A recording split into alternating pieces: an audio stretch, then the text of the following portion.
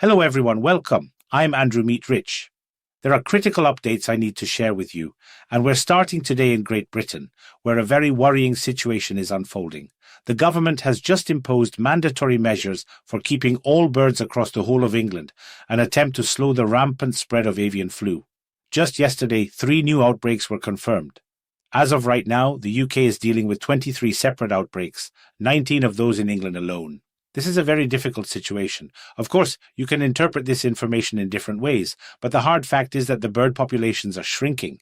It's hard not to think back. It's frankly terrifying to imagine what happens if the current establishment in the US manages to secure a win, a revenge. We'll see an immediate repeat of 2019 and everything that followed. A return of all the grim events, the restrictions, the censorship. You know exactly what I'm talking about, which is why it's so frightening to even consider. But that's the world we live in, surrounded by these kinds of decision makers. Now, before we get to the massive shifts happening on the continent, I need to say this. I used to be an analyst inside a very large, well-known media corporation.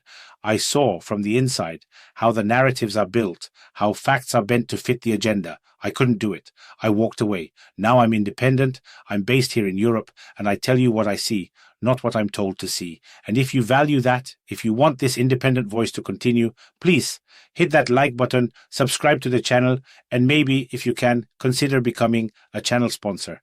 It's your support that makes this work possible, that keeps this channel alive, and I am deeply grateful for it.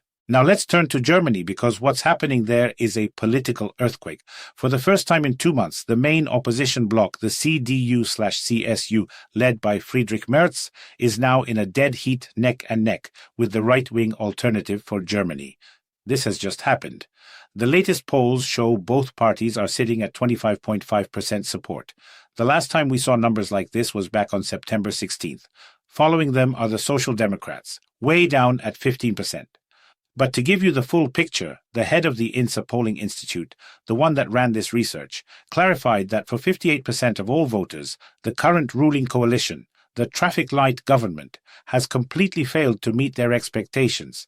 So even with these poll numbers, the reality is that the vast majority of Germans are deeply dissatisfied with their government's performance. And this dissatisfaction bleeds into other areas, like the military. Everyone knows Germany wants to rebuild its army. But look at this. A new poll shows that 63% of German youth are against mandatory military conscription. This directly contradicts the government's stated goals. How can you possibly build an effective fighting force when the majority of people you want to draft are actively against it? It gets worse. They floated a lottery model, a random selection to fill the ranks. That idea met even stronger resistance, with 76% of respondents opposing it. So right now they have a major problem, and we are all watching to see how they, or if they, can possibly solve it. At the same time, Germany is getting a sharp rebuke from China. The Chinese Foreign Minister Wang Yi has publicly called on Germany to stop airing its disputes in public. This call came right after the media began reporting on some, let's say, temporary disagreements between the two. You'll recall that the German foreign minister, or at least one of her representatives, Johann Wadephul, recently postponed a trip to China. Now, Wang Yi, in a phone call with his German counterpart, specifically warned against engaging in microphone diplomacy. He also stated that Germany must refrain from making baseless accusations that contradict the facts. According to the Chinese minister, both countries need to build a more stable political foundation to keep the relationship on track. This is a serious scolding, especially given that China and Germany are the world's second and third largest economies, respectively, with traditionally very tight economic connections. Back within Germany, the domestic pressure is mounting. The ruling CDU/CSU bloc, Merz's party, wants to back up its tough rhetoric on deportations to Syria with immediate action. Alexander Throm, the faction's spokesperson on internal policy, has called for swift deportations, focusing first on the unemployed and on convicted criminals.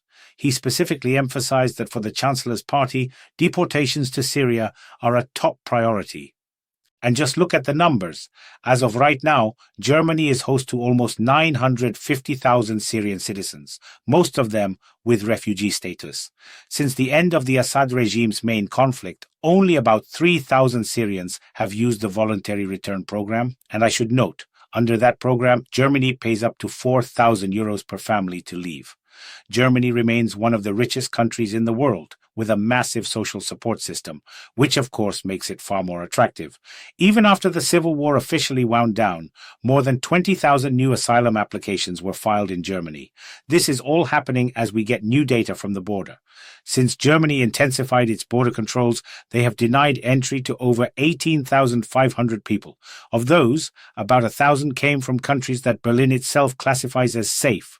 On top of that, German law enforcement detained 868 smugglers and over 4,500 individuals who had outstanding warrants. It is genuinely difficult to imagine what the situation was like when these controls weren't in place. We'll have to see what happens next. And if you're finding this analysis useful, please take a second to hit that like button and subscribe. It really does help the channel. Meanwhile, while Germany and the rest of the EU are struggling, observers in Germany have noted that Poland is steadily and confidently moving towards what they are calling an economic miracle. The country's economy is growing, and the reasons cited are clear. The Polish authorities used EU funding to significantly upgrade their infrastructure, and they completely eradicated low-level corruption. They put a real emphasis on that. They also managed to create a very favorable business environment, and their well-educated workforce is fueling the country's development. Those are the official reasons. I would add that this growth was also significantly helped by cheap labor from abroad, a heavier workload, and much longer working days for foreign workers, things you simply don't have in places like Germany, and the experts are now warning that if Germany fails to reform itself and Poland continues on the same path it's been on for the last 20 years since joining the EU, Poland will eventually overshadow countries like Germany. And look at what's happening in the Czech Republic. Andrej Babiš's party has just united with the Motorists' Party, which opposes the Green Deal and the Freedom Party. Babiš plans to form a new government by the middle of this December. This Czech billionaire, a candidate for Prime Minister, signed the coalition agreement with his right-wing allies just yesterday. He's promised to present the coalition's priorities later this week. We should remember Babiš, who is 71, already served as Prime Minister from 2017 to 2021. He has a lot of experience, and he is certainly no fan of the US Democrats and their various agendas. What changes this will bring, only time will tell. We are watching closely. Finally, let's look at the broader European Union, where there's a fascinating and telling proposal from the Euro-Commissioners. The EU might impose a probationary period on new members. Why? To ensure they don't, at some point, turn into another Hungary that goes against the EU's common policy. This was announced loudly by the EU Commissioner for Enlargement, Marta Kos. As she explained, this probationary period could last several years, and it would include the possibility of being expelled from the EU bloc if a country deviates from so-called democratic principles. They are really twisting things now. And Commissioner Kos specifically stressed, "I do not want to be known as the commissioner who brings in Trojan horses that will act up in 5, 10, or 15 years. That's what she said, as if anyone has any idea what will happen in 2 or 3 years.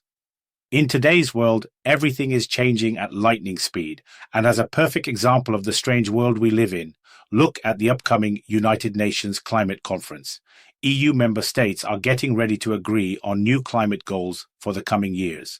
This conference is being held in Brazil, and it has already been slammed by critics. Why? Because to build a road for the leaders to get to the meeting place, a huge swath of rainforest was cut down. You can't make this up. They cut down the planet to go talk about saving the planet.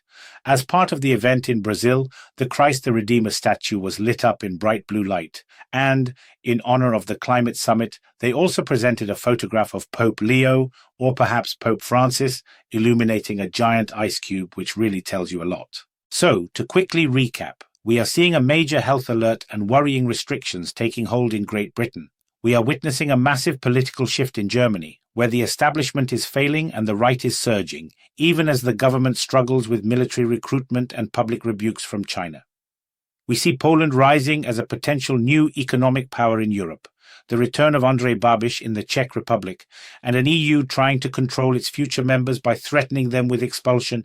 This is the state of play. These are the informational moments as of right now, and they speak volumes. I want to know what you think about all of this. Please leave your thoughts in the comments below. I read them. And as I always say, I truly wish you all a peaceful sky. Thank you for tuning in. If you believe this independent perspective is important, please help keep this channel going. Like the video, subscribe, and if you have the means, please consider becoming a channel sponsor. Your support is what allows me to sit here and tell you the truth. Thank you, and I will see you tomorrow.